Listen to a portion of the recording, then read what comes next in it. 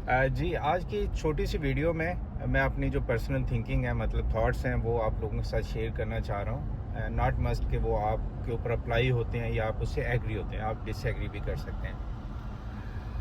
तो बात ये है कि अगर आप रिलेशन में हैं, आप मैरिड हैं, तो आफ्टर सम टाइम, कुछ टाइम के बाद आप ये करें कि जिसे हम मी टाइम बोलते हैं, अपने आप को वक्त दें। अपने आप को वक्त देने से मतलब ये है कि आप अपनी मर्ज़ी का म्यूज़िक सुनें। आपको ड्राइविंग अच्छी लगती है तो ड्राइव करें, गाड़ी को लेकर निकल जाएं। आप कॉफ़ी लवर हैं तो कॉफ़ी पिएं। आप चाय आपको अच्छी लगती है तो उसे एंजॉय करें, मूवीज़ देखें।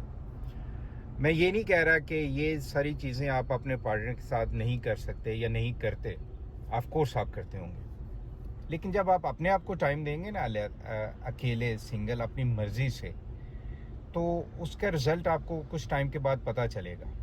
और उसका इम्पैक्ट क्या होगा कि आप के जो सराउंडिंग जितने भी लोग हैं, आप उन्हें भी खुश कर सकेंगे। जब आप खुश होते हैं, मेरा ये मानना है, तो फिर ही आपके जो साथ लोग हैं वो फिर ही खुश होंगे।